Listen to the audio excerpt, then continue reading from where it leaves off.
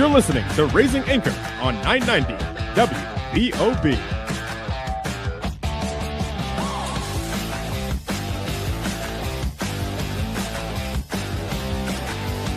Welcome to the Raising Anchor Soccer Show with Matt Entrican and Jason Carey.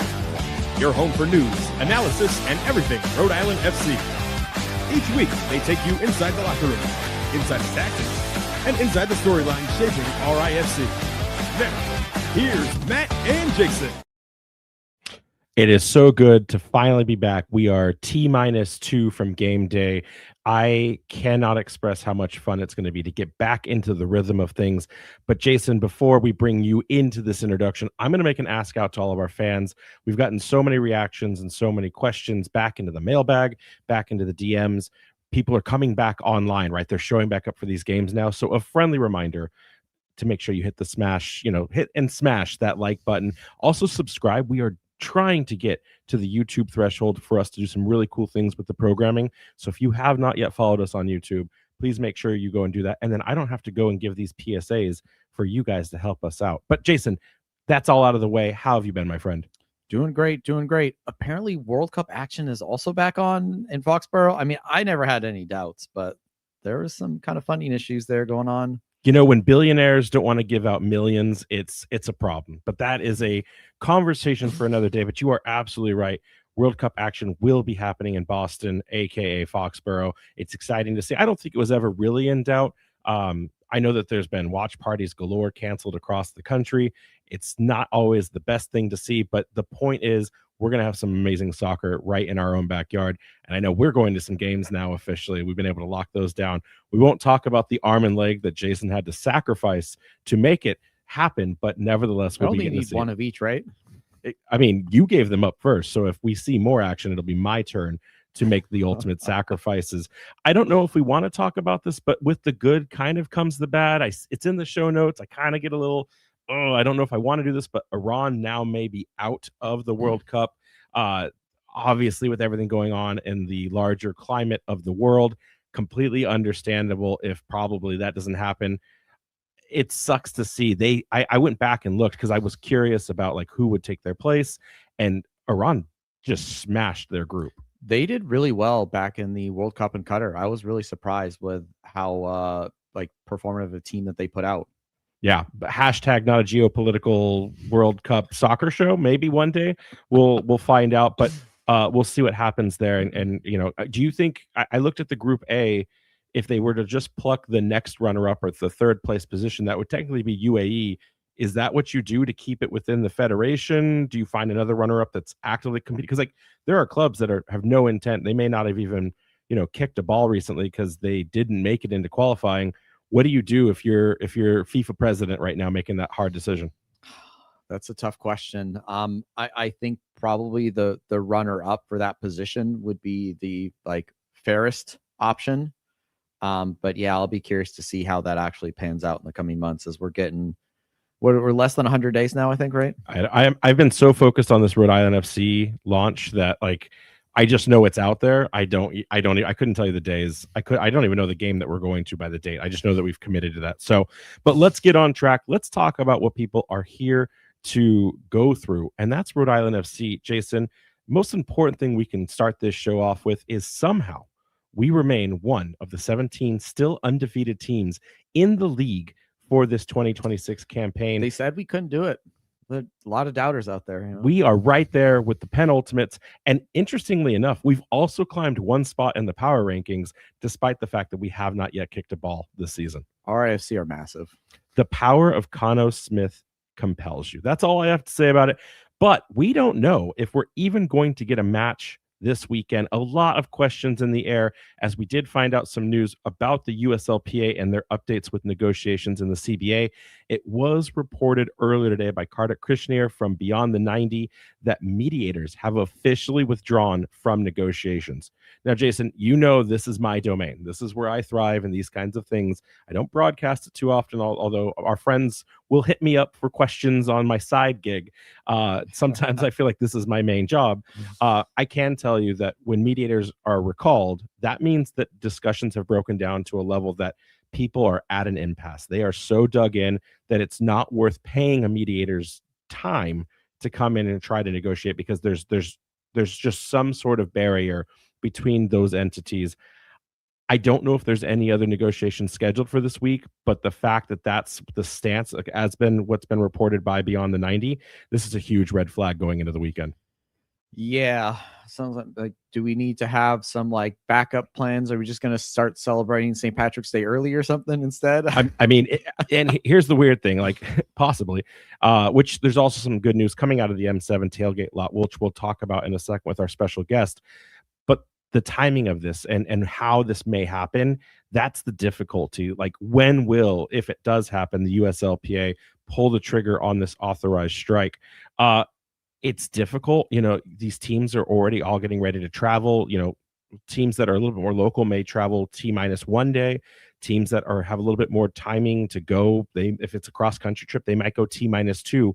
I think that if teams get out into their travel regiments, I don't see them stranding them, because it's always this weird contentious relationship at the end then between the ownership and like the players that may be stranded. So I think that if we see players already starting to make their trips happen, I think it's a pause on it for the weekend, but that doesn't mean that it can't be picked right back up starting next week. So all we know for sure is everything remains in limbo. Nothing is resolved. And while I hope to get a few answers from the RIFC group tomorrow at Media Day, I think that RIFC, and I've spoken to some individuals around the club, they're both prepared to play a game on Saturday, and they have contingencies in case something goes awry. So we will have to see what happens and go from there. What do you think that looks like in terms of the Open Cup? That's a completely separate competition, right? Are they going to bow out? Because I don't think the Open Cup's going to wait for them. They might just, automatically push CD Islands on to the next round. I think that's the pin in this, right? I think that because of Open Cup and the importance to the players at Division II level soccer, they want to go and compete in this. They want to see how high they can go up this historic tournament. I think that the Open Cup may actually hold, in good faith here, some hostage moments of keeping players playing at least through the next round, because I think then there's a 2-week, 3-week break, and then there's like a massive break ahead of the World Cup. So I think right now, if you asked any player, they would not want to show up and play in those big moments and advance the glory. And it's not because it's USL versus it's not. RFC is not going to field a team for one thing if they're not going to be fielding teams for the other. So it's kind of, you get the whole package with it. I think US Open Cup is a good sign that we'll see a little bit of an extension, but that's all speculation on my part. But hey, listen, we got to go to break. And when we get back, General Manager Paul Byrne is going to join us to get fans ready for the first game of the season and give us updates on the happenings around Centreville Bank Stadium, all here on the Raising Anchor Soccer Show. Thank you for listening to tonight's broadcast, powered by Sprout Coworking. For all your business needs, large or small, visit sproutcoworking.com. Powering 990 WBOB, that's sproutcoworking.com. Now, let's get back to the Raising Anchor Soccer Show on 990 WBOB with Matt Entrican and Jason Carey. General Manager Paul Byrne of Centreville Bank Stadium now joins us here on the Raising Anchor Soccer Show. Paul, welcome back to the show. Always a pleasure, Matt. Good to be back. Likewise, always great to be able to talk. It feels like this is a tradition of kind of the know before you go, before the know before you go. Welcome back, but let's get right into it. Want to quickly address the decision. It could not have been easy to move any match, much less the home opener. It was claimed that it was the fan safety. It felt right. I mean, historic weather patterns never seen here in the state, in the city. What goes into evaluating having to make that tough decision to move a game, especially a home opener, in front of the fans? Yeah, I mean, not an easy decision by any means, but yeah, I mean, as we had sent out to the fans, it is fan safety is number one priority for us. I mean, the reality is around this area, we were hit, pretty hard. I'll share with you, I stayed at the stadium through the storm for 2 days. Myself and Tim Holmes, our director of operations, on that couch behind me, which is not very comfortable, but all to try to get us ahead, right? So that we can try to be ready for the 7th. I have to be honest, we became overwhelmed around 2 or 3 o'clock in the morning with the sheer amount of, wind and snow. It was incredible.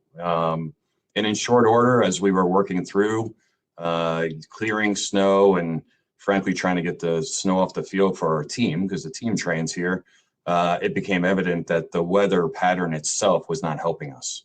So not only were we clearing snow, at the same time, when we would clear it, it would just ice over, and it just became a pattern where we really felt we were going to be in trouble as far as, offering that safe environment for fans. We may be able to get people in here, but I would be honest, I don't want anyone slipping or feeling like they can't access the stadium in a safe manner. So we made the decision to postpone. Now, the weather has improved, and it's looking pretty favorable compared to, I look at the 2024 home opener. It feels like it might be the same weather. Is everything now okay? Is it going to be the same experience? Like, is there anything that fans need to be mindful of as they maybe get to the stadium or anything like that? No, 100%. Everything is the same. We did take that extra time to make sure that we dotted our I's and crossed our T's. Yes, the weather seems to be similar to a couple of years ago. It doesn't deter, our passionate Rhode Island FC fans. I would be mindful of the continued construction around Pawtucket. As Pawtucket is growing, Taft Street is still under construction. I did have a meeting actually with officials this morning on it to ensure that our fans can safely walk from M7 up Taft Street. So there is a path for them to walk through, and it'll be very safe. And they're covering up anything that would be in their way as far as walking to and from. But everything else, for the most part, is exactly how we left it when we left it in October. So we look forward to welcoming Rhode Island FC fans this Saturday. Anything changing operationally? I noticed in the initial Know Before You Go, it said that the parking lots might be opening up maybe a little bit later. It looks like that's been changed again. Can you give us an update? And beyond just the parking, is there anything that fans need to expect as a difference compared to their journey and their visiting Centreville Bank Stadium last season? Yeah, man, I'm glad you brought up the parking. So, we spent a lot of time after the first year analyzing our data, right? So the fan surveys that go out every game, we constantly analyze, all of our data across every touch point, whether it's parking, ingress, egress, safety, so on and so forth. And we did learn that the majority of our fans, at least 80% of them, are showing up generally an hour or 2 hours before the game. So that's what led to the decision on, moving parking back to 2 hours. But fans were loud, as I expect, and I hope that I received feedback. And we received feedback regarding the tailgate lot and our loyal fans that tailgate every game, and they use that extra hour was a big, deciding point on them, being able to tailgate, probably like yourself, as well as our supporters and so on. So we by no means want to impact the experience and the traditions of soccer fans. So we quickly reverted back, and that tailgate lot only will be open 3 hours. The rest of the lots will be 2 hours, but we'll continue to analyze, right? So we want to make sure that we're upholding the fan experience here, that we're balancing obviously the demand versus what is available. So we're not perfect by any means, but that's why we're always accessible to the fan, right? So I actually spoke with one of the fans last night on the phone, who was upset by the parking, and I said to him, "You have my cell phone number. Please reach out to me. I'm not going to know unless you don't say anything to me." So, and we certainly try to respond as quickly as possible. In this case, we did. So that tailgating lot will be open 3 hours prior. And the bus routes, the ticket entry, the gating, everything else, though, very much the similar experience from last year, or any nuance or changes there? There's one on the bus route. We've been working closely with RIPTA on offering a very safe experience as far as the bus accessibility that they had put together, the Route 1636.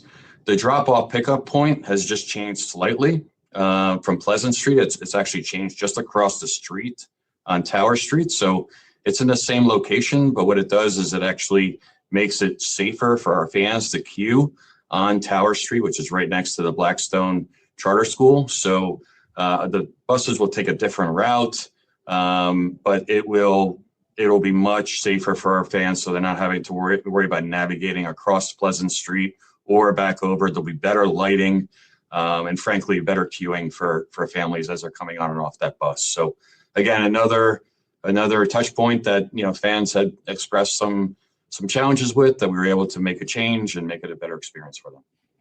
How about inside the stadium? You know, food and beverage. I can't tell you how many times people came up to me and loved the pretzel. And I was always surprised in having conversations where some people never even ventured into the many other kiosks and options that were around. Is anything changing within the food and beverage offerings or structure that's going on this year for year 2 at Centreville Bank?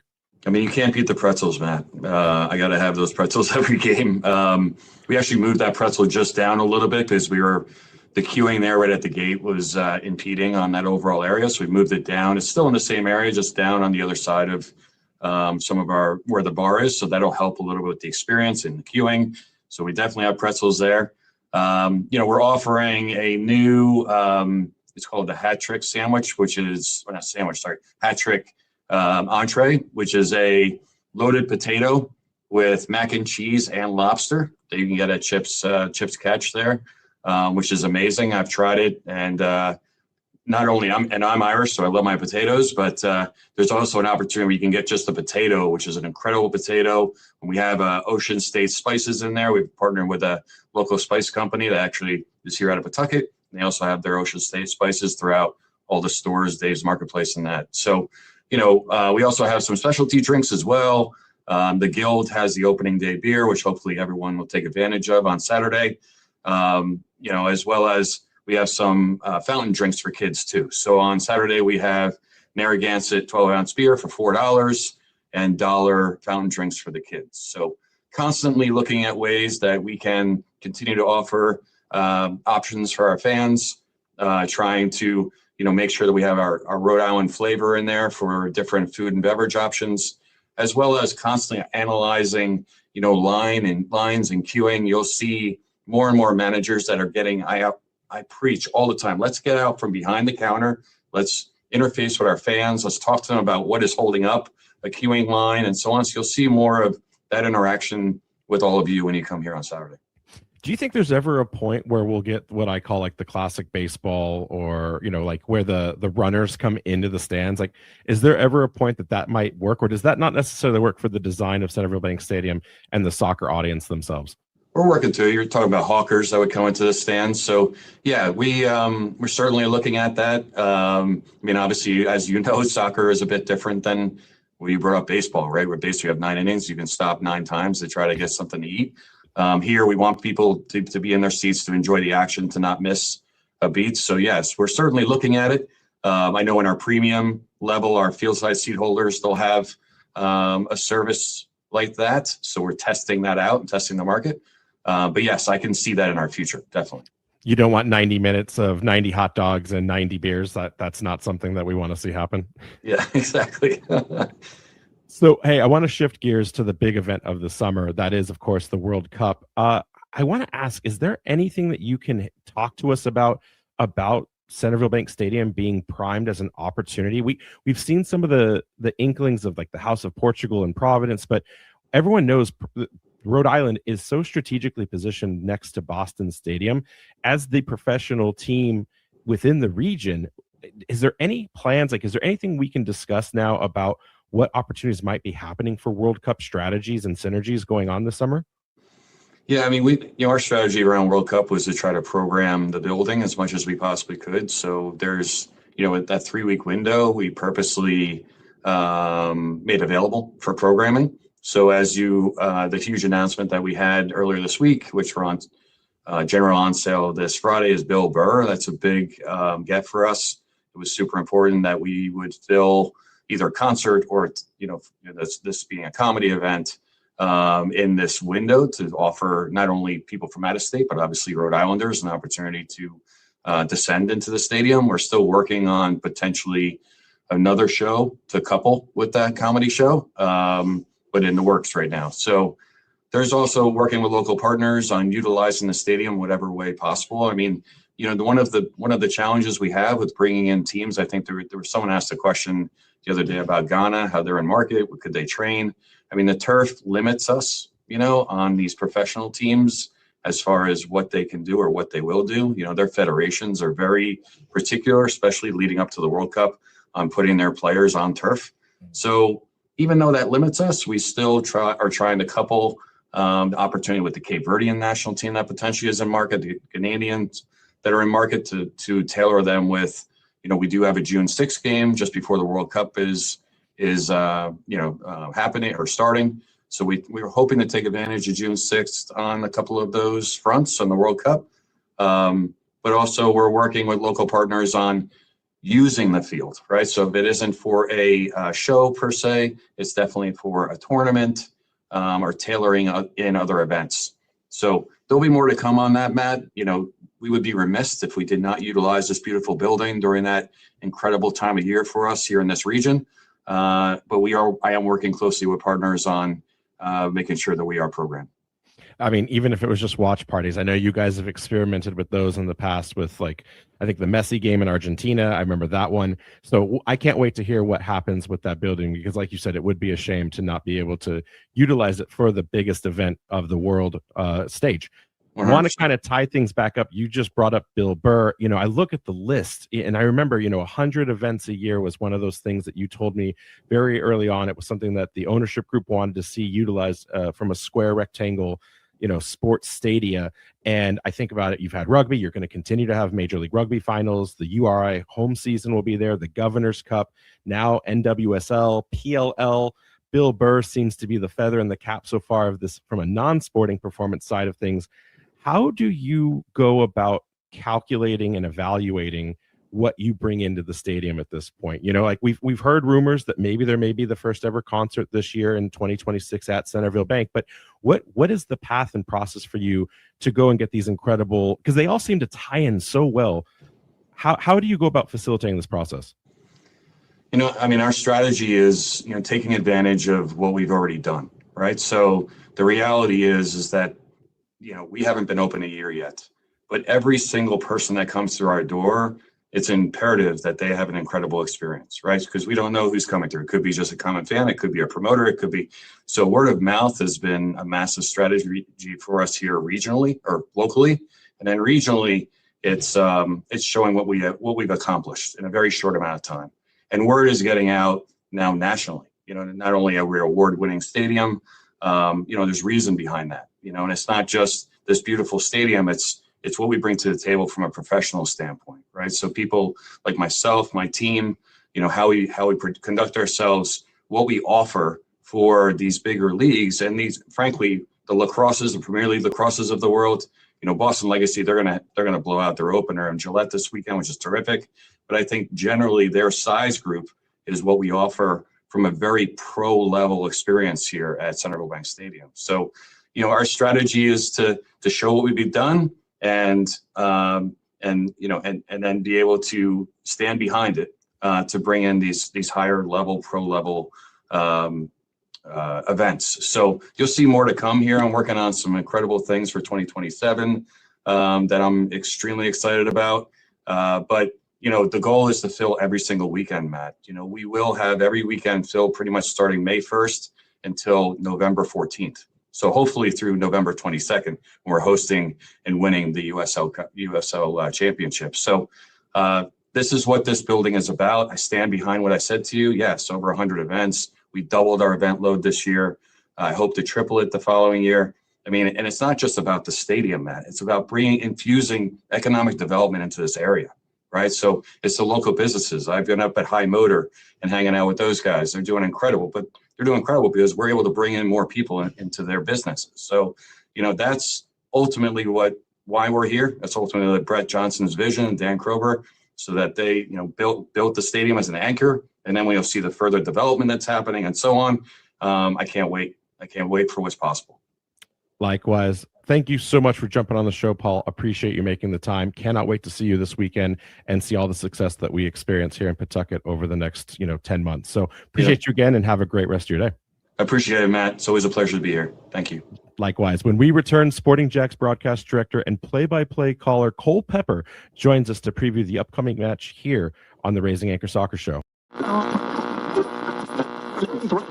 Fans, as the weather becomes more and more unpredictable, be sure to check out 990 WBOB's weather page for all your temperature, storm, and travel info. Stay prepared for whatever Mother Nature has in store with the 990 WBOB weather page. Now, let's get back to the Raising Anchor Soccer Show on 990 WBOB with Matt Entrican and Jason Carey. All right. He's the broadcast director, play-by-play caller of Sporting Jax, as well as the host of the Sporting Pod. Cole Pepper now joins us. Cole, welcome to the show. Can you hear me all right? I can. I can't Here see we go. you, though. Oh, there we go. Hey, There we technical are. difficulties right out the gate. How you doing, Cole? I'm doing great. Just looking forward to this weekend's matchup and seeing if Sporting Jax can check off some of those firsts that we didn't get in the first match. I mean, I don't know how I feel about that. That seems like a loaded statement, but we will dive into it. I want to start, though, huge fan of what you guys have already accomplished. Watching you guys from afar, always exciting when a new expansion team comes into the market, although I feel like expansion might be a disservice to all the work that you guys have already accomplished with the successful launch of the women's team last year, now at the top of the table in the USL Super League. I want to start things off and maybe give listeners an explanation of what the Jacksonville soccer market is and how does this club from the men's side hope to capitalize on some of the same earlier success? Well, you talk about what the women have done, and the one major common theme is the guy at the top of the soccer organization, and that is Mark Warburton, who is our head of soccer. He was the one who put together the women's staff, hired Stacey Balaam, who had been the associate head coach at Vanderbilt, wasn't even the head coach at Vandy, but he saw something in her, and that's proved to be a great hire. Helped to put together that roster when he did not have necessarily the same kind of experience in the women's game as he had in the men's game over in England and in Scotland. So, that commonality, Mark Warburton has shown that he has a good idea about roster development and picking a coach. So on the men's side, hiring Liam Fox, a guy who had been the head coach at Dundee United, who had been a couple times the caretaker for Hearts, and coming over here, learning a new league, learning a new geography and everything that comes with soccer in America. I think he's done a great job so far to this point. Obviously, you want to see some production on the field, and it's a long season. We'll see how it all plays out moving forward. But the success the women's team had, albeit in a league with fewer teams than the USL Championship, certainly has to give you a thought that Mark Warburton has a pretty good idea about how to put things together. Speaking of Mark Warburton and Coach Liam Fox, in America here, we often are told that in the soccer world is different, and you kind of need to go out there and find someone who understands the American soccer game. What can you tell us about these hirings and how they set out to construct a roster this season for Sporting Jax? Yeah, it's interesting because in the years leading up to to launching the team, we had a lot of conversations with folks who gave a lot of different ideas about how to put a roster together. You got to have guys who have played in this league. You got to have American players who understand what the travel is like. Sometimes that's the first thing, is the impact that travel can have on a season, or just the way a game is played. And there are certainly a number of players who have played in the USL Championship on this roster. There are also a lot of players who have played in MLS Next Pro and USL League One, who are kind of taking that step up. Part of that is you want to develop those young players and be able to allow them to make that next step. And then you bring some international players in. That's one of the things that Liam has talked about over the last couple of weeks, trying to get everybody cleared with visas and so forth. This team was not whole when they played Hartford last weekend. So getting closer, as the days go by. But it is a mix. It's a blend. There are a couple of guys with local ties. One, Ethan Dudley, who had been at in the Atlanta United system, had been in Chattanooga. Another, Luke Graniter, who played at UNF at Hodges Stadium, where Sporting Jax is playing the home game. So it's an interesting mosaic of players with different backgrounds and a lot of different personalities. And if I could rub the crystal ball and tell you what it's going to look like in 3 months, I would. I do think this team is going to be better as the season goes on than they're going to be at the beginning of the year. Yeah, we've seen that from our own experience, too. There is a bit of a learning curve. Going back into the signings that have happened so far, one of the things that we experienced with Rhode Island was Connor Smith started kind of immediately calling up the people that he had cultivated relationships with over 15 years of both a player and then going up in through the ranks of multiple different leagues. I didn't really see the dotted line with some of Liam's decisions in the signings. Has he called on that wellspring of talent from his previous career milestones, or is that maybe something as a wait and see into a midseason signing or even maybe a year two? Yeah, so far there's not a lot of that. I think you're probably going to see that as the season unfolds.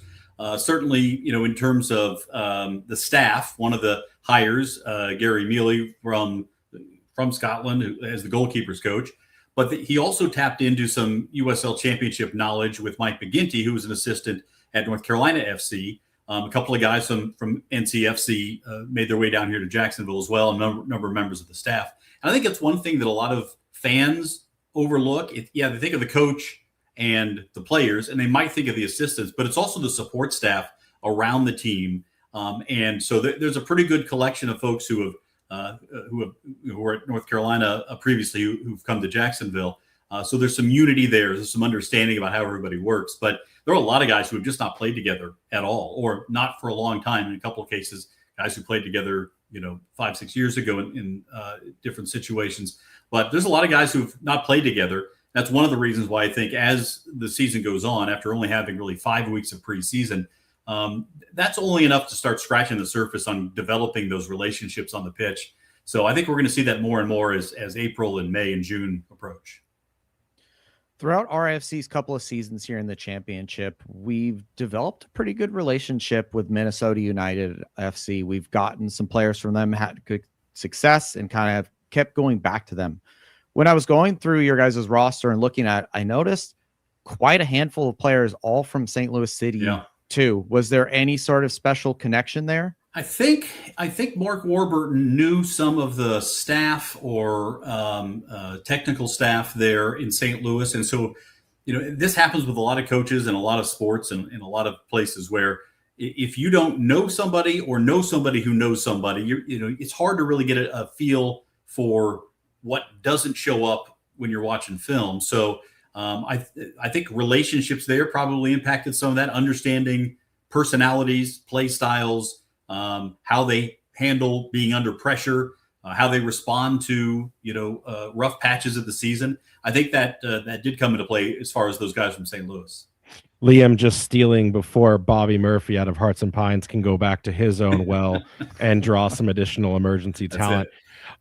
Getting on to Coach Fox here for a second, can you walk us through maybe who are some of the players that we could expect to see this weekend? Who are the international or non-internationals that offer that, X factor or that pedigree that are going to keep Rhode Island FC fans on the edge of their seat? And then also, what kind of team exactly is Coach Fox trying to construct? I have some theories, but I want to see what you say first to see if we see the game the same way. Yeah, and I went down and watched them in the preseason when they went at IMG. I did not catch the preseason friendly they played against Rhode Island, but did see them against Detroit and had a chance to kind of watch and see how they were, the movements and so forth. This is a team that I think wants to be fairly direct, but definitely wants to play with an edge. Not at all surprising if you've known any Scottish coaches. They usually have that, kind of gritty edge to them. That's what they want. They want them to play with a chip on their shoulder. So I think from a personality standpoint, that's the case. I think it's a team that wants to play fast. You saw in the Hartford game, a lot of possession. It didn't result in a goal. It resulted in a few opportunities. They still need to get that going, but I think they want to possess the ball. And play with the ball when they can. Individuals wise, Kieran Sadlier is a guy who brings a lot of experience from playing in England and in the League of Ireland. He's one of only 2 players on the team over the age of 30. And his experience, I think, is a big part of what he brings to the club. Emil Jaskalainen, whose dad was a longtime Premier League goalkeeper, I think is going to be another St. Louis guy, by the way. I think he's a guy who's going to play a role up front, especially as he kind of rounds into form. I've also have some high expectations for Ahmad Alcock up front. He has looked very good in the preseason. Had a couple of kind of half chances in the game against Hartford. And then the other guy who I really like going forward is a 19-year-old Zeke Soto. He was in the middle of everything that Sporting Jax was able to create against Hartford. So young star there. And again, still this is not a fully baked team because the roster isn't fully present at this point, but you can see sort of the makings. I don't know if you've seen some of those same things when you watch that Hartford game or even the friendly against Charleston. But that's sort of what I'm seeing so far. Yeah, one of the things that surprised me, but also felt really familiar at the same time, is I agree with you on the directness. I also noticed that it seemed like Sporting Jax's MO, at least in these first samples, was that they wanted to build the momentum and grow into the attack. I didn't see as much on the vertical interchange. It was very familiar to Cole, to something we saw with Rhode Island last year, where we would at times deploy in a very heavily needed possession-based game. We would want to augment and build into the attack before going at goal. It felt very familiar to watching what you guys did in this last game. I don't know if that is an outlier or a sample of what's to come. Would you say that it's still in a kind of wait and see on where Liam Fox wants to take this team? I think so, and I think some of those decisions are going to be impacted by the roster, quite frankly. We did see them try to build through the lines on a number of occasions. Again, not connecting as well at the, in the final third as maybe they would have liked, but certainly a lot of possession. I think some of that had to do with the way Hartford was going to play. Hartford has this long stretch. I think their first 5 games are all on the road, so they're probably going to go into there. Brendan Burke's got the experience to know, be pragmatic in your approach. He knew that there was going to be a surge at the beginning of the game with over 10,000 in the stands and feeling that kind of energy. And Sporting Jax had the best of it for the first 20, 25 minutes. But Hartford was able to sort of absorb that and then able to sneak a goal at the end of the half on a long ball that it was really against the run of play. But when you have Augie Williams, a goal can come from anywhere. And as you guys know, so I think this is going to be a story of evolution over the first several months of the season. And I've asked Liam about how can you speed up that process. And he says, all you can do is just have time on the ball with your teammates. And ultimately it has to happen in the games. You've got to develop it in that, full speed atmosphere before you can be fully engaged with it. When we look at this club, obviously every team is going out there to win, right? But, first year expansion side, seems like there's ambition. Like ultimately, what are the goals for this club here in the first year? The goals are not to just compete. The goals are not to just go out there and play. And Liam made that very clear. They want to win every game. They're going to take it in that approach. Obviously, we know you don't win every game, even if you're Lou City last year. You can go out there and try to do what you can, but they're not trying to ease into the shallow end here. They're going full bore. And again, I don't want to make this sound like an excuse, but it is the reality of the situation. Until they get everybody in there where they want, whether it's on the back line or in the midfield or up top, they're not going to be able to say, yes, we're doing what we want to do. Either A, you get those guys in and they start to round into form. B, they don't, and you have to resort to different lineups. But in either case, again, it's 2, 3, 4, 5 weeks down the road. I'd love to be able to give you a great answer now, but so many variables in this game, and when you start changing people, it does change things quite a bit. How about from the front office side of things? I think back to an interview John Morrissey had with Pittsburgh ownership about how the Riveters and the River Hounds don't necessarily share the same fan base. It's not as conjointed as people would think.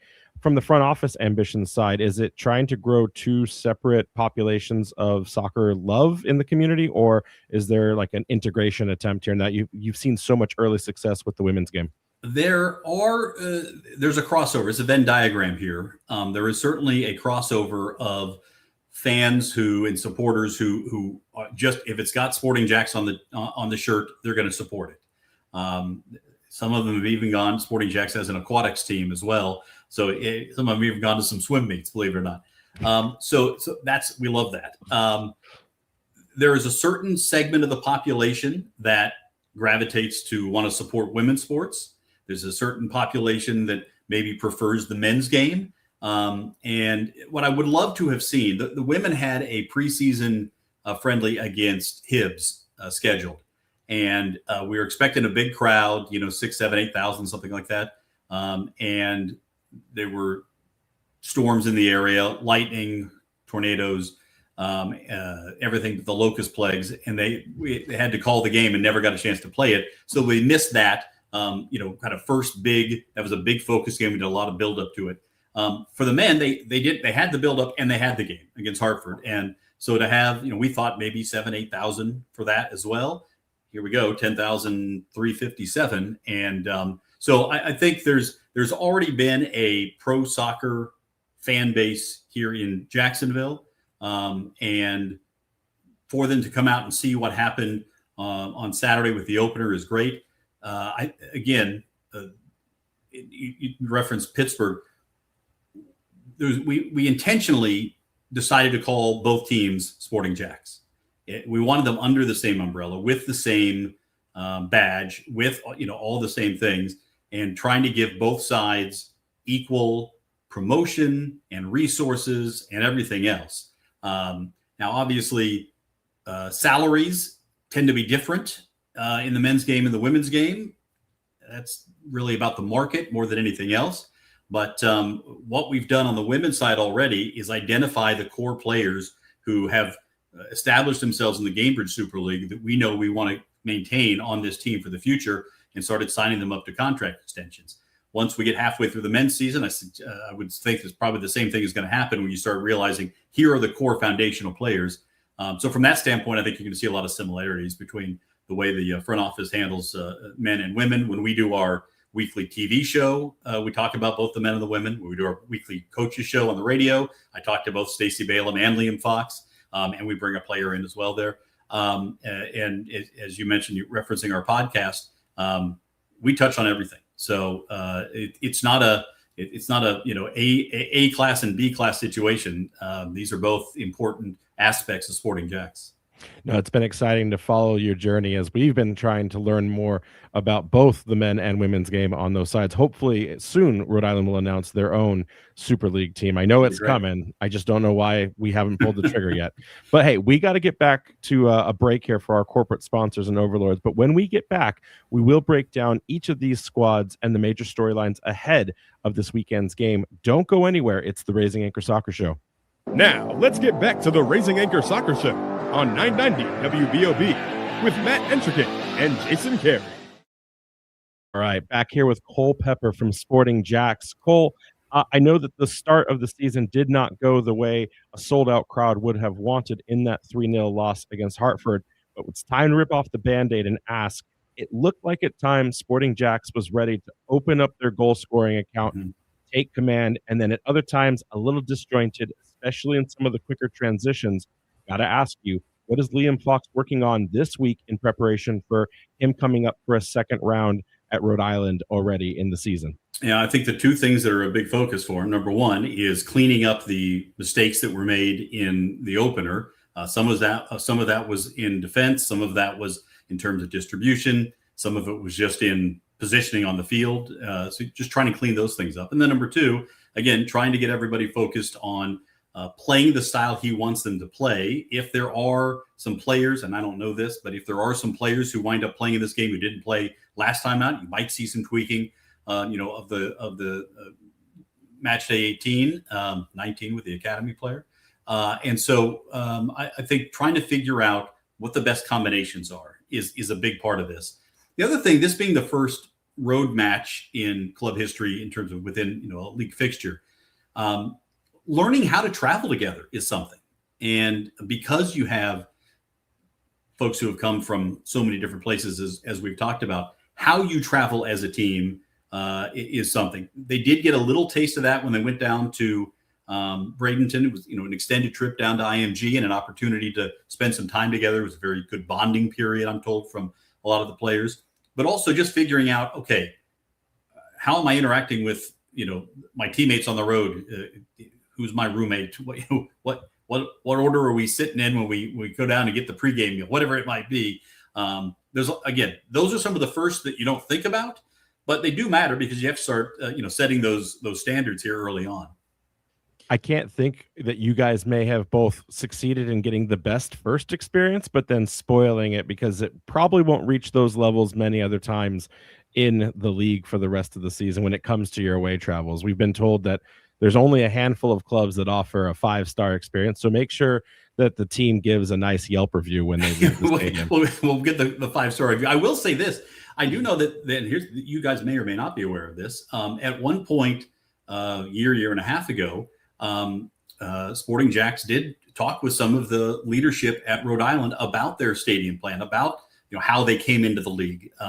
That's one thing that I can say from a USL at least championship standpoint. There's a lot of best practices sharing when it doesn't impact what happens on the pitch, but I think everybody can look at what Rhode Island has done in the first couple of years in the championship. Say, all right, that's how you do it. So you try to adopt best practice or steal ideas either way and implement them. So as we continue on, there may be a few little, echoes of what Rhode Island is doing and what happens here in Jacksonville. With the blizzard that we had, RIFC game got postponed. The Revs did as well. They actually met up and scrimmaged, but we haven't actually got a chance to see them. Like, do we think they're ready at this point? So, I mean, the question is, are we ready to play Jax, right? With 2 weeks basically off because we lost the Brooklyn game and we lost the Loudoun home opener.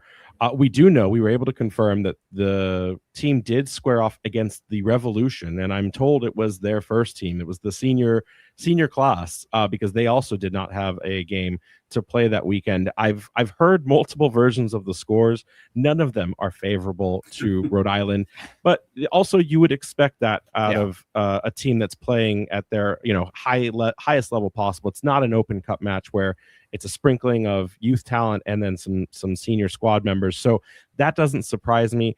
I finally did find out the score result against the Hartford game. We did not win that game, I'm being told, either. So going into the first game of the year with two less than desirable results, I couldn't tell you if that means a lot. Connor will be the first to tell you it doesn't matter. It's preseason. The same way against the result of Sporting Jax, it was just a moment in time. I'm sure these two squads look completely different than the last time that they squared up. Right now, Rhode Island is so just ready to start this season. They're already a week behind, at least in the table standings and a match in hand. They are ready to go. They are ready to prove to themselves that they can continue to climb higher than they did last season, and they're really going for that home playoff berth. So I would say that the team would tell you they're ready. I've felt it. I'll find out more at Media Day tomorrow what's going on. We'll have some exclusive content for you guys around that stuff too. But I think all in all, this is a perfect setting if you wanted to table set. It's an expansion side that's never been there. So there's a little bit of an advantage in that. Mm-hmm. But these are also two teams that have gotten a little taste of each other. So I think we should be in for some great soccer here come this weekend. Cole, I want to ask you, is Jax's starting 11? You just said a second ago that there were some player availabilities. How much do you think the current starting 11 is locked in for a carryover this weekend? Or do you think that the gates are blown wide open and we could see a completely different squad? I don't think completely different is likely, but I would be surprised if there weren't some changes, even if it's just in terms of when players are utilized. So Liam isn't going to give away, ahead of time what his ideas are in terms of player usage. Usually that happens sometimes on Friday. He'll inform the players. Obviously, they've got to know who's traveling and who's not, but let them know in terms of who's going to be starting and who's going to come on the bench to begin. So if I was a betting man, I'd say you'll see some changes, but I don't know if there'd be wholesale changes. That would surprise me quite a bit. But again, you guys have only a little bit less information on Liam Fox than I do. I've basically got not even 5 weeks with him because some of that he had to go back and get his visa sorted out. So I've done a coach's show with him and had him on, sometimes via Zoom, sometimes sitting in the same room. And how he thinks about process improvement, because he does think about process improvement, trying to refine everything that happened on Tuesday, make it better on Wednesday. That is a big part of his approach. How he thinks about it is a different story. I'm still in the learning phase to kind of figure out, what he thinks about from a day-to-day basis. Cole, we know you guys have been pen pals for decades. Let's not pretend. Yeah, we've been exchanging TikToks. That part I do believe. Jason, we know Clay Holstead, while on the mend, will be available, whether he's a starter or plays in a substitute capacity this weekend. Unclear at this time. Koke Vegas, also some question marks there on whether or not he's ready to go. But the real question, I think, for everyone is, what will this front line look like here in this new season? We know we've gotten some additional firepower in Leo Afonso, now Jack Dorsey. I want to ask, not knowing if Kano is going to reinvent the entire wheel here and abandon his 3-5-2, 3-4-3, what do we think that front lineup will be? Could we see Leo Afonso penetrate the attack right out the gate, or do we think that this will be at least a continuation of the Eastern Conference final of a Quezera, Fuson, and Williams up front, and let that battle get settled over the next few weeks? I mean, making a bet on Kano's lineup is a surefire way to lose money. Cole, we have a segment that we do we usually start about 2 weeks from now, and it's called Wrong Wednesdays, and it's formation guesses guaranteed to be wrong. And I think we got it right twice last year as experts of this club. So, but Jason, like, what should we expect to see from that? What would you want to see?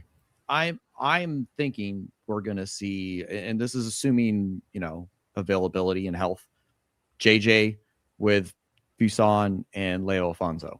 What combination, who's on the left or right, that exactly is still up for debate. I think but like I said, it's really hard to judge upon what Kano's going to throw out there. Yeah, I think that is going to be the hard part. We are running short on time, so I want to get out a lightning round that we may have to cut for the radio show. This may be a special podcast exclusive. But gentlemen, I want to ask each of you in, let's say, 60 seconds or less, what do each of these teams need to accomplish on the day to grab all 3 points? Cole, as the guest of honor, we're going to start with you. They have to finish for Sporting Jax. They had some opportunities, half chances. I think their XG was something around 1. But I think they had 3 really good chances and 4 or 5 half chances. They've got to finish better, and that's a huge part of it. Secondarily, no breakdowns and miscommunications on the back end. If they do those 2 things, they'll have a shot. Jason? Third season now, I think it's really important that RIFC start off with not just a positive result, but a win, right? We've seen that this team struggles in terms of momentum. They tend to start slow. And it's done well for us in getting to 2 Eastern Conference finals, but we kind of only got there at the end of the season. There's no guarantee, right? Especially when we look at, we've talked about Loudoun has been strengthening, and now they're going to be a late season contender for us. We can't wait every year to kind of figure it out at the end. I think this team needs to start off strong with a, home game right off the bat. I think what a perfect opportunity to just get 3 points. We've only had a loss and a draw at season openers before. A win could feel good. I've got this down as Kano shouldn't be tinkering here. We talked to him during the preseason, and he was right to call out that 10 of his 11 starters were in that final, and they are still with the squad. And that's the same squad that got him the success that he saw in the back half of the season. I think really for me, and again, watching where Sporting Jax was in their vertical transition, I think as long as Kano goes with anti-Kano ball, which is the quick transitions, the give and goes, and being comfortable with the ball not at the club's feet, I think that's going to create more opportunities against the Sporting Jax side, because I have more questions on their defense than I do on their offense. I think, to Cole's point, they're just one attempt away from putting a ball in the back of the net. And that goes to my other point of, we may very well see Jacob Castro, the new signing, be in the net. We still just have not been able to confirm if El Capitan Koke Vegas will be available.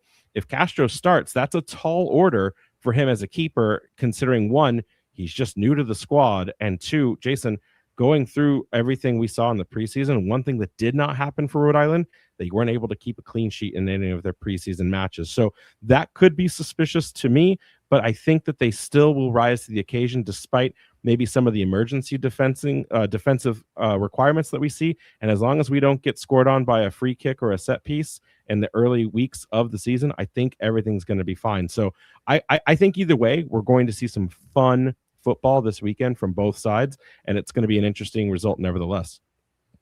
Yeah, and when we look to the match this weekend, reminder that the tailgate parking lot is now open at 1 p.m.